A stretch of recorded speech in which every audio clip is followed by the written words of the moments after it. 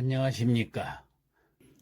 한시 작법, 한시를 쉽게 쓰는 법에 대한 강의입니다. 이 프로는 이미 2022년 7월 30일부터 10회에 걸쳐서 연재를 했던 바 많은 구독자들로부터 호응을 받았었습니다. 그러나 평측 등 약간의 오류들이 발견되어서 이를 수정해서 다시 송치를 하게 되니 많은 성원을 보내주시기 부탁드립니다. 아울러서 이 과정을 마치고 계속 공부하실 분은 중국 과정인 한시 습작 프로를 2023년 12월 5일부터 연재 중이오니 많은 구독 안녕하십니까. 한시 작법 쉽게 짓는 방법, 오늘 그 네 번째 시간으로 이 시간에도 한시 감상을 한번 해보겠습니다. 한시 감상도 오원절구 한 편을 먼저 감상을 하고 그 다음에 오원율시 감상을 두 편으로 골랐습니다. 자, 먼저 오원절구는 유종원의 강설이라는 시를 골랐는데, 자, 지금부터 먼저 성독을 하고 감상으로 들어가겠습니다. 강설, 강에 눈이 내리네. 천산 조비절이요. 온 산에 새 나는 것 끊어지고 만경 인종멸이라 모든 길에 사람 자취 사라졌네. 고주 사립옹이요. 외로운 배에 도롱이 걸치고 삿가 쓴 늙으니 독조 한강설이라 홀로 낚시하는데 차가운 강에 눈이 내리네. 자, 이러한 시입니다. 자, 감상으로 들어가 볼까요? 중국 당나라의 시인 유종원의 대표적인 산수시로서 당시선에 실려 있습니다. 현종 제805년에서부터 820년이죠. 즉위 후에 왕숙문과 함께 영정연간의 개혁이 실패함으로 해서 유종원이 호남성이죠. 후난성의 영주사마로 좌천되었던 시기에 씌어진 작품입니다. 유종원은 773년에 태어나서 819년에 졸했기 때문에 중당기의 시인입니다. 중당시대의. 자는 자후이고 장안 출생인데 유하동, 유유주라고도 부릅니다. 관직에 있을 때는 한유하고 유석 등과 친교를 맺었지요. 혁신적 진보분자로서 왕숙문의 신정에 참여했다가 실패해가지고 변경으로 좌천되었던 것입니다. 이러한 좌절과 13년간에 걸친 변경에서의 생활이 그의 사상과 문학을 더욱 심화시켰습니다. 고문의 대가로서 한유와 병칭되었으나 사상적 입장에서는 서로 대립적이었습니다. 시는 자연의 아름다움을 노래한 산수의 시를 특히 잘해서 도연명과 비교되었고 왕유나 맹호연 등과 당시의 자연파를 형성하였던 것입니다. 송별시, 우원시 등에도 뛰어나서 우분 애원의 정을 표현하는 수법은 구런의 영향을 받은 것으로 평가가 됩니다. 저서에 시문집, 유하동집이 있습니다. 속세를 초월한 듯 대자연에 응거한 고기잡이 늙은이의 모습에 자신의 처지를 빗대 관조적으로 노래함으로써 정치적 시리와 고독감을 극복하려는 작가의 강한 정신력을 느끼게 하는 작품이 바로 이 강설이라는 작품입니다. 시의 형식은 오원절구로 분류되는 정형시로서 기승전결의 전 4구로 이루어져 있습니다. 그 중에서 1, 2, 4구의 마지막 글자 절, 멸, 설이 아분을 나타내는 운자입니다. 시의 제재는 눈 내리는 강의 풍경이며 주제는 대자연 속에 묻혀 사는 은자의 모습이라고 할 수 있습니다. 표현상의 특징으로는 산수 경치의 세밀한 묘사가 두드러지며 객관적 세계를 담담하게 그려내서 적막한 시적 분위기와 시인의 고독감을 효과적으로 부각시킨 점을 들 수가 있습니다. 자, 그러면 조금 더 구체적으로 살펴볼까요? 기구와 성구의 대구법이 사용이 되었는데, 자, 기구와 성구인 그 제1, 2구의 천산조비절이요 만경인종멸이라 하는 그 구절에서 온 산에는 새 한 마리 날지 않고 모든 길에는 사람 자취가 끊어졌다는 뜻이죠. 눈 오는 날에 산과 들의 그 정적감을 그리고 있습니다. 여기에서 천산과 만경은 제 3, 4구에서 고주와 독작의 정황을 살리는 아주 효과적인 배경으로서 작용을 하고 있습니다. 전구와 결구인 제3, 4구, 즉 고주 쇠리봉이요 독조 한강설이라는 그 구절은 외로운 벤 도롱이에 삭가쓴 늙은이가 눈 내리는 추운 강에서 홀로 낚시를 한다는 뜻으로 되어 있죠. 이때 이 노인의 모습은 제1, 2구에 묘사된 대자연에 대비되어서 더욱더 쓸쓸하게 느껴집니다. 여기에서 쇠리봉은 중앙정계에서 좌천된 그 작가의 처지를 그대로 형상화한 것으로 해석이 되죠. 눈 내리는 강 위에 배를 띄워서 낚시를 들여온 그 어원의 모습을 노래해서 산수화를 연상시키는 이 작품은 정신적 좌절과 울분을 인내하면서 대자연 속에서 시 정신을 개화시킨 것으로 평가가 되고 있습니다.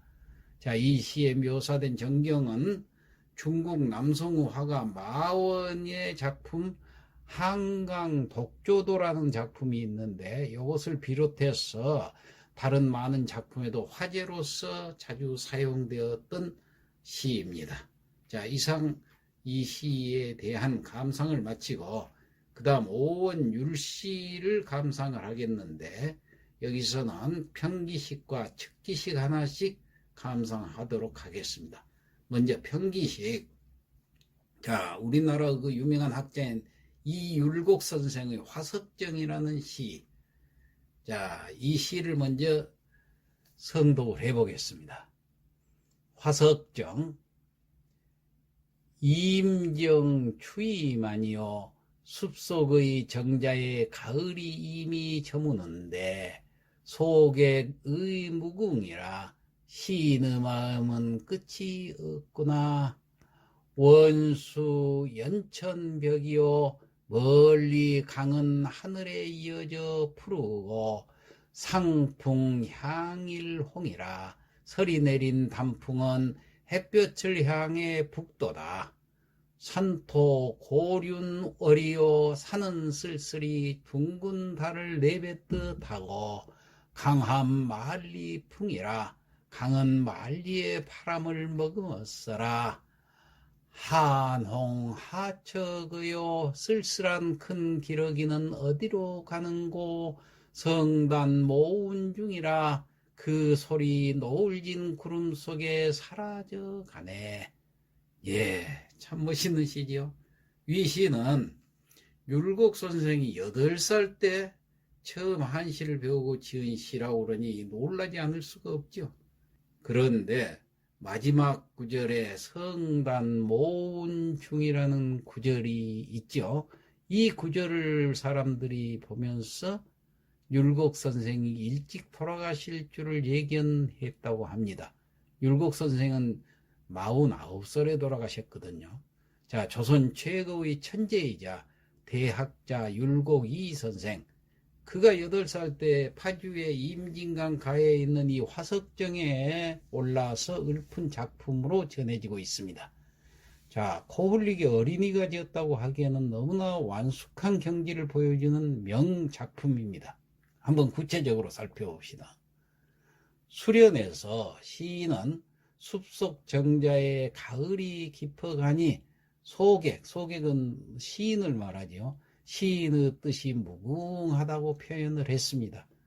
그 무궁한 뜻은 그 아래 6구의 내용을 가리킵니다. 자, 함년을 볼까요? 함년에서는 하늘에 있다은 강물의 그 푸른 빛과 서리 맞은 단풍의 붉은 빛을 아주 대꾸법으로 잘 묘사했습니다. 경려에서는 산 위에 솟아오른 둥근 달과 강 위로 불어오는 바람을 역시 대꾸법으로 잘 표현을 하고 있습니다.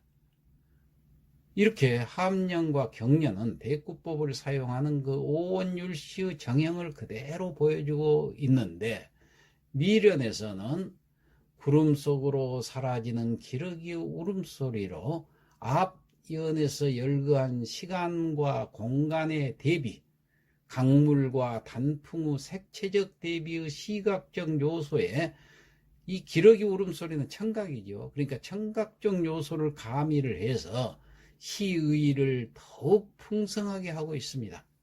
참 대단하죠. 전체적으로 선명한 한 폭의 수채화를 보는 깊은 인상을 주고 있는데, 그 속에 시인의 감상이 깊이 배어있는 아주 빼어난 작품이라고 하겠습니다. 자, 그 다음에 또 작품 하나를 보지요. 마지막으로 즉기식으로서 춘망이라는 두보의 작품, 유명한 작품이죠. 자, 먼저 성독을 해보겠습니다. 춘망, 두보. 국파산하제요, 나라는 망해도 산하는 그대로이고 성춘 초목심이라, 예성터에 봄이 오니 초목은 우거져 있구나. 감시 화천루요, 시세가 서러워 꽃도 눈물을 짓는데 한별 초경심이라, 이별이 한스러워서 새소리에도 놀라는 마음이네. 봉화 연삼월이요, 봉화는 석 달 동안이나 끊이지 않고 피어오르고 가서 저 만금이라, 만금같이 어려운 가족의 크로를 받으니 백두 소경단이요, 극잔이 또 더 짧아진 머리, 혼욕 불승잠이라 이제는 비녀조차 못 꽂을래라. 예. 자, 두보의 이 춘망이라고 하는 이 시는 두보가 757년 3월 어느 봄날, 그러니까 그래서 춘망이죠. 전란에 휩싸인 수도 장안성을 바라본다고 그래서 망이 여기 들어가죠. 바라보면서 자신의 처절한 심정을 읊은 천하의 명시입니다. 자, 두보라는 사람은 이태백과 더불어서 동양의 양대 시인이라고 할 수가 있어요. 서양에서는 돈키호테하고 함렛을 얘기하듯이 우리 동양에서는 이태백과 두보를 얘기를 합니다. 그리고 그 두 사람들이 서로 대비가 되는데, 예를 들면은 돈키호테는 굉장히 과장적이고 사람도 호방하고, 그래서 그런 점이 이태백과 닮아 있고, 그리고 함렛과 같이 항상 내면적이고 골방에서 혼자 고민하는 모습이 바로 두보의 모습입니다. 그래서 이 두보의 시는 아주 내면적 감정이 서려 있는 시라고 하겠습니다. 우선 이 시의 형식을 보면은 오원율시인데, 그 다음 그 내용면으로 보면은 2, 4, 6, 8, 9 각 끝자에 운자가 붙어 있죠. 자, 기풀 심자, 마음 심자, 세금자, 비녀 잠자. 자, 그런데 여기서 세금자고 비녀 잠자는 금잠 하니까 이게 같은 운이 아닐 것 같은데도 자음은 다르지만 모음이 같기 때문에 같은 운으로 지는 것입니다. 이렇게 운자를 붙이는 것을 가리켜서 아분이라고 그러죠. 자, 3구하고 4구, 5구하고 6구는 반드시 대구가 돼야 되죠. 그래서 대련이라고 그러죠. 이는 명사는 명사, 동사는 동사, 이렇게 짝짝이 맞게 대를 이루고 있어야 하는데, 자, 봅시다. 감시하고 한별하고, 맞죠? 그 다음에 화천루하고 조경심하고도 이게 석자가 대를 이루고 있죠. 그 다음에 봉화하고 가서, 그 명사끼리 대를 이루고 있고, 그 다음에 연삼월과 저만금, 예, 이것도 마찬가지로 동사는 동사끼리, 명사는 명사끼리 해서 대를 이루고 있습니다. 자, 앞 구에서, 자, 연삼월 할 때 그 삼자라는 숫자가 와 있죠. 그럼 그 뒷구에서는 저만금 할 때 만자라는 또 숫자로 되어 있죠. 이것이 바로 숫자는 숫자끼리 대련이 되어 있다고 하는 것입니다. 그리고 좀 더 세부적으로 들어가 보면은 수련인 제1구 국파산화제를 보면은 두보가 당현종을 따라서 피난길에 올랐다가 난이 어느 정도 평정이 되면서 전란으로 폐허가 되다시피 한 이 장안성으로 다시 돌아오게 됩니다.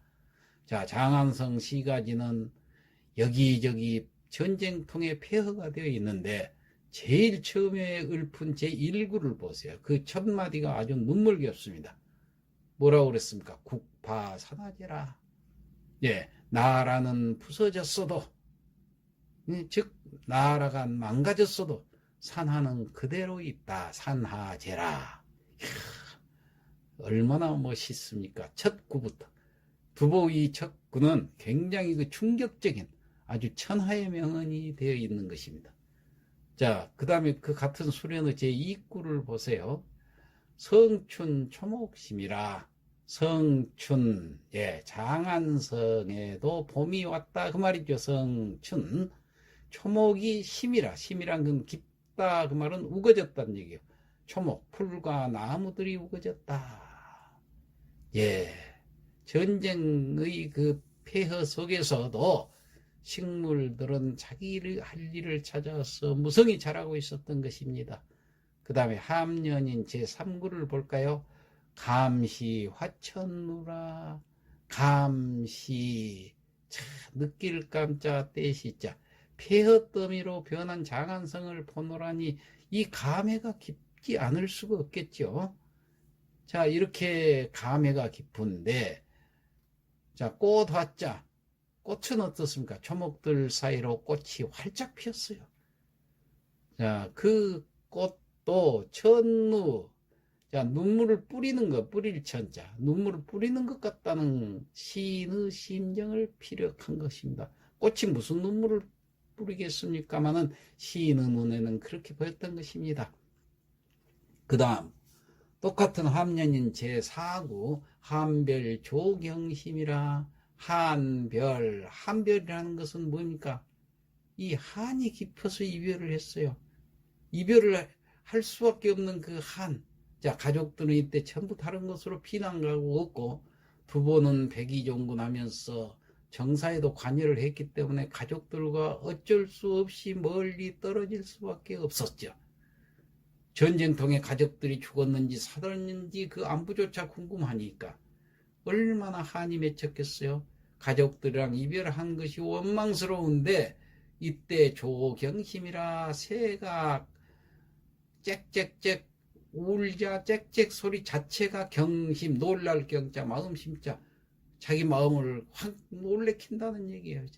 자, 전쟁터에서 이 놀란 가슴이 이 전쟁이 끝난 뒤에도 내 마음을 놀라게 하는 그 새 울음조차도 경심이 되는 것입니다. 예, 그 다음 경년인 제5구 봉화 연삼월이라. 봉화가 연이어서 계속 피어 올라오는데, 봉화가 연이어서 계속 피어 올라오는데 이 봉화가 끊이지 않고 연이어진다고 하는 것은 그때 알록산난 때문에 그렇게 됐죠. 그런데 이 알록산난이 진압된 뒤에도 또 그 작은 난들이 계속 일어나게 되는 것을 여기서 은유적으로 표현한 겁니다. 그러니까 알록산난을 계기로 해서 각 군벌들이 다투어서 일어나면서 이 중앙정권이 완전히 무너지고 당나라가 해체되는 그 과정에 있을 때였습니다. 그러니까 여기서 연삼월이라는 건 꼭 석 달 동안이라는 얘기가 아니에요. 오랜 동안, 예, 봉화가 끊이지 않았다는 그런 뜻이 되겠죠. 그 다음 같은 경련인 제6구를 보면은 가서 저만금이라, 가서 집에서 오는 편지를 지가자 편지 서자지요. 저만금이라, 여기서는 저당 잡힌다는 이 저는 해당된다 그 말이에요. 무엇에 해당되느냐? 만금에 해당된다. 그러니까 그런 상황에서 집에서 오는 편지는 만금보다도 더 귀하다는 얘기예요. 얼마나 편지가 귀했겠습니까? 그 소식이 알고 싶었겠습니까? 그런데 편지가 왔어요. 무사하다는 편지가 왔을 때 그 편지는 만금보다도 더 귀하게 여겼던 것입니다. 전쟁통에 받아보는 편지 한 통, 바로 이것이 만금에 해당된다 그런 뜻이에요. 미련인 제7구를 볼까요?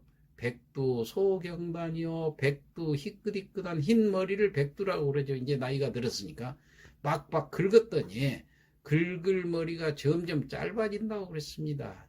예, 소경단이요, 긁을 소자, 점점 더 짧을 단자, 짧아져요. 긁으면 긁을수록 더 없어진다는 얘기.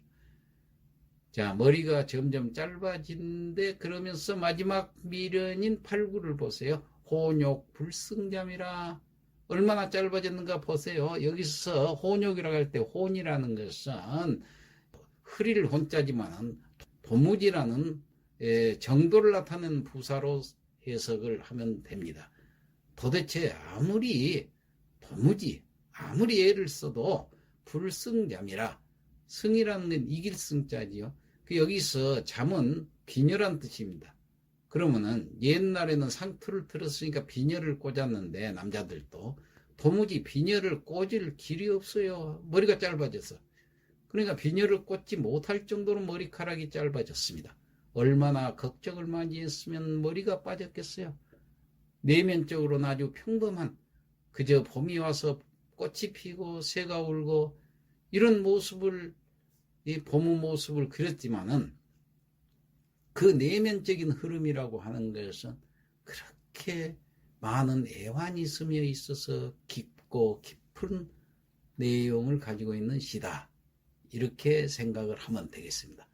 이상 오늘 시 오원절구 한 편과 오원율시 두 편을 감상을 하면서 우리 한시의 그 깊은 맛을 음미해 봤습니다. 이상 마치겠습니다.